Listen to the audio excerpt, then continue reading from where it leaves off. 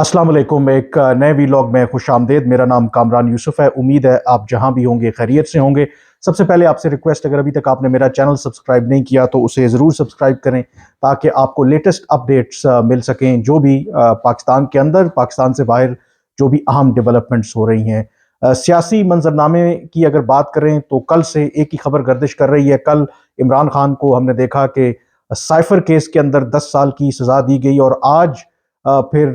जो तोशा खाना केस है उसमें इमरान खान, उनकी अहलिया बुशरा बीबी को 14-14 साल सज़ा दी गई है, और उसके साथ 10-10 साल के लिए दोनों को किसी भी पब्लिक ऑफिस होल्ड करने से उन पर पाबंदी आयद कर दी गई है। इसी के साथ दोनों पर 787 मिलियन रुपीस ईच, यानी कि कोई ये 78 करोड़ रुपए बनते हैं ईच, इनके ऊपर जुर्माना भी आयद किया गया है। अब इस केस के हवाले से सुबह से आप टीवी के ऊपर, सोशल मीडिया के ऊपर तब से सुन रहे होंगे। इसके दो तीन पहलू हैं। एक, मेरिट की अगर आप बात करें, क्या ड्यू प्रोसेस ऑफ लॉ उसमें फॉलो किया गया। दूसरा, इसका सियासी पहलू है, और तीसरा इसका अखलाकी पहलू है। जहां तक मेरिट की बात करें तो यकीनी तौर पर अगर फॉर अ वाइल ये कह भी दें कि ये तमाम जो केसेस थे, खास करके तोशा खाना का या साइफर का केस, वो मेरिट के ऊपर था, लेकिन जिस उजलत से जिस तरीके से ये ट्रायल चलाया गया, तो यकीनी तौर पर इसका अल्टीमेटली जो फायदा है वो इमरान खान को होगा। मसलन आज जब समात का आगाज हुआ तोशा खाना का, तो जो पाकिस्तान का कानून है उसके तहत उनको अपना जो बयान है रिकॉर्ड करवाना था। जो भी मुल्जिम होता है, बिफोर जज जो है वो अपना वर्डिक्ट अनाउंस करे। जब इमरान खान कमरा अदालत में आए, अडयाला जेल के अंदर, तो जज ने उनसे पूछा कि आप अपना जो बयान है वो रिकॉर्ड करवाएं। लेकिन इमरान खान ने वहां पर यह कहा कि उनका जो रिटन स्टेटमेंट है वो बिल्कुल तैयार है, लेकिन वो उनके सेल में मौजूद है, क्योंकि उनको तो यही बताया गया था कि आज सिर्फ उनकी अदालत में हाजिरी लगनी है। और साथ ही उन्होंने जज से ये रिक्वेस्ट की कि उन्हें वो मौका दें। एक तो उनकी जो लीगल टीम है वकला की, वो आ जाए, क्योंकि उनसे कंसल्ट करने के बाद ही वो अपना जो स्टेटमेंट है वो रिकॉर्ड करवाएंगे। लेकिन जज ने उनकी इस दरख्वास्त को नहीं माना, और वहीं पर उन्होंने जो फैसला है उसका ऐलान कर दिया। और जो बुशरा बीबी हैं वो अभी वहां पर पहुंची ही नहीं थी जब अदालत ने, जज बशीर ने अपने फैसले का जो है वो ऐलान किया। अब इसके अंदर जो इंतहाई दिलचस्प बात है, ये जज बशीर वही हैं जो जुलाई 2018 में आम इंतखाबात से पहले, और मैं वहां पे बिल्कुल मौजूद था जब एवन फील्ड के अंदर नवाज शरीफ को 10 साल की सजा सुनाई गई थी, मरियम नवाज को 7 साल की सजा सुनाई थी। तो यही जो जज बशीर थे वो नैब अदालत की कार्रवाई कर रहे थे, और उन्होंने ही फैसला सुनाया था। और उस वक्त तहरीक इंसाफ, इमरान खान, उनके सपोर्टर्स उसको हक और इंसाफ की फतह करार दिया था, और ये कहा था कि जज बशीर का पाकिस्तान की तारीख में हमेशा नाम एक सुनहरी हरूफ से लिखा जाएगा, क्योंकि उन्होंने एक ताकतवर के खिलाफ इस तरह का बोल्ड फैसला दिया। और आज वही जज बशीर जो है वो तहरीक इंसाफ के लिए विलन है, और नून लीग के लिए आप कह सकते हैं कि हीरो है। और यही पाकिस्तान की तारीख है। आप कह सकते हैं कि जो जज बशीर कल किसी के लिए हीरो थे, आज वो उनके विलन हैं, और जिनके लिए वो कल विलन थे, आज उनके लिए हीरो हैं। और इसमें आई थिंक सियासतदानों के लिए एक बहुत बड़ा सबक है। और मुझे लगता क्या है कि ये आई थिंक कोई रॉकेट साइंस नहीं है। ये कहानी अपने आप को यूं ही दोहराती रहेगी, क्योंकि आज अगर जज बशीर ने इमरान खान के खिलाफ फैसला दिया है, तो इस बात का बिल्कुल इम्कान मौजूद है, और आपको हैरान नहीं होना चाहिए कि कल यही जज बशीर या इनकी जगह पे और कोई इन जैसा ही जज, वो जो मौजूदा जो सियासी लीडरान हैं, जो शायद एस्टेब्लिशमेंट के आज करीब हैं, कल उनके खिलाफ भी इसी तरह की कार्रवाई यकीनी तौर पर हो सकती है। तो अगर इसको रोकना है तो आई थिंक सियासतदानों को ये सोचना पड़ेगा कि उनको अपना जो तर्ज सियासत है उसको बदलना होगा, और एक चीज के ऊपर इत्तेफाक करना होगा कि ये मुल्क जो है वो ऐसे नहीं चल सकता। आखिर कब तक ये जो सियासी जमातें हैं, ये जो सियासी लीडर्स हैं, वो एक दूसरे के खिलाफ इस्तेमाल होते रहेंगे, और तीसरी कुव्वत जो है इसका वो फायदा उठाती रहेगी। बहरहाल, जब इस केस की अगर बात करें, मेरिट के ऊपर अगर बात करें, तो जिस उजलत से, जिस जल्दबाजी में ये फैसले सुनाए गए हैं, कल भी जो साइफर केस में और आज तोशा खाना केस में, मुझे तो लगता है कि जो भी ये सजाएं इमरान खान को दिलवाई जा रही हैं, या जो भी इनके पीछे है, वो इमरान खान का हकीकत में दुश्मन नहीं है, बल्कि इमरान खान का हकीकी दोस्त है। کیونکہ سیاسی طور پر الٹیمیٹلی عمران خان کو اس کا فائدہ ہوگا. اور میں کیونکہ وکیل نہیں ہوں، اور جس طریقے سے یہ کیس چلایا گیا ہے، آئی تھنک آپ کو وکیل ہونے کی ضرورت نہیں ہے. صرف ٹیکنیکل بنیادوں کے اوپر ہی جب یہ معاملہ ہائی کورٹ کے سامنے جائے گا، وہ سائفر والا کیس ہو یا پھر جو توشہ خانہ والا کیس، ٹیکنیکل بنیادوں پر ہی عمران خان کو ریلیف مل جائے گا. اور بے شک ان کو 14 سال اور 10 سال کی سزا دی گئی ہے، لیکن یہ ضروری نہیں ہے کہ وہ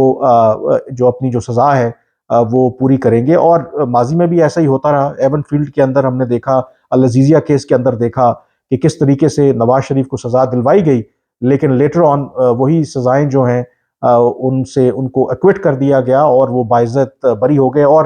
عمران خان کے کیس میں بھی کوئی صورتحال جو ہے وہ مختلف نہیں ہوگی. تو یہ تو اس کا ایک لیگل پہلو ہے. جہاں تک اس کے سیاسی پہلو کا تعلق ہے، آئی تھنک اس میں جو امپورٹنٹ بات ہے کہ اب دیکھنا یہ ہے کہ ایک تو اس کا مقصد بالکل جو سزائیں دلوانا چاہتے ہیں کہ عین انتخابات سے پہلے تاکہ پی ٹی آئی سپورٹرز کو ڈسکریج کیا جائے، ان کو ایک واضح پیغام دیا جائے کہ اب عمران خان کا کوئی سیاسی مستقبل نہیں ہے. تو بہتر ہے کہ اگر ان کی جماعت کو یا ان کے جو امیدوار ہیں، کیونکہ الیکشن سمبل تو ان کے پاس ہے نہیں، عوام ان کو ووٹ دینے کے بارے میں سوچ رہے ہیں، تو اس بارے میں ضرور وہ سوچیں کہ ان کا ووٹ جو ہے وہ رائے گاہ جائے گا، کیونکہ اس کا عمران خان کو کوئی فائدہ نہیں ہونے والا. تو سوال یہ ہے کہ کیا اس سے جو پی ٹی آئی کا ووٹر اور سپورٹر ہے وہ ڈسکریج ہوگا؟ یہ آئی تھنک ہمیں 8 فروری کو پتہ لگے گا. اور دوسرا آئی تھنک اس کا ایک اور امپیکٹ، کیونکہ جتنے جو تحریک انصاف کے امیدوار ہیں، الیکشن سمبل ان کے پاس نہیں ہے، بطور آزاد امیدوار وہ الیکشن لڑ رہے ہیں، تو یقینی طور پر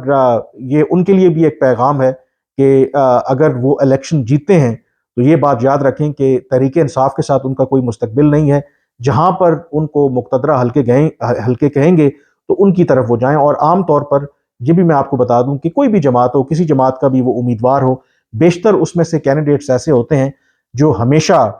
کوشش یہی کرتے ہیں کہ چڑھتے سورج کو سلام کیا جائے. وہ اپوزیشن میں بیٹھنے کے لیے نہیں بلکہ اقتدار میں آنے کے لیے بنیادی طور پر الیکشن لڑتے ہیں. تو ایک تو اس کا یہ امپیکٹ ہے. اب یہ بہت بڑا آئی تھنک ٹیسٹ کیس ہے for Imran Khan and his supporters, کیونکہ ان کے سپورٹر سمجھتے ہیں کہ عمران خان آج بھی سب سے مقبول ترین لیڈر ہے. تو کیا 8 فروری کو وہ عمران خان کی جو مقبولیت ہے وہ ٹرانسلیٹ ہو سکتی ہے انٹو الیکٹورل گینز؟ یہ ہمیں تو 8 فروری کو پتہ چلے گا. اب اس کا ایک اخلاقی پہلو بھی ہے. آپ میرٹ کو چھوڑ دیں، آپ باقی اس کیس کے اندر کیا ہوا کیا نہیں ہوا، یہ پاکستان کی ایک سیاسی تاریخ بڑی پڑی ہے، لیکن یہ جو سوال ہے عمران خان سے اور ان کے جو سپورٹرز ہیں، اخلاقی طور پر ضرور کرنا چاہیے کہ عمران خان جو اعلیٰ اقدار اور اس کے ساتھ اعلیٰ اصولوں کی ہمیشہ بات کرتے تھے، اور ہمیشہ وہ اپنے ووٹرز اور سپورٹرز کو یہ کہتے تھے کہ وہ ایک روایتی سیاستدان نہیں ہیں، وہ نواز شریف نہیں ہیں، وہ آصف علی زرداری نہیں ہیں، وہ بے نظیر بھٹو نہیں ہیں، کیونکہ ان کے خیال میں یہ تمام جو باقی سیاسی جماعتیں، ان کے سیاسی رہنما یہ کرپٹ تھے. انہوں نے صرف اقتدار اس لیے حاصل کیا تاکہ یہ اپنی دولت میں اضافہ کر سکیں. On the other hand Imran Khan ریاست مدینہ کی مثالیں دیا کرتے تھے. تو عمران خان کے اگر وہ رہنما اصول تھے، وہ ان کی اقدار تھیں، تو کیا پی ٹی آئی سپورٹرز اس بات کا دفاع کر سکتے ہیں کہ عمران خان کو جو بطور وزیر اعظم قیمتی تحائف ملے، ان کو دیکھ کر ان کو لالچ آ جائے اور اس کو وہ انڈر ویلیو کریں اور اس کو پھر مارکیٹ کے اندر بیچ دیں؟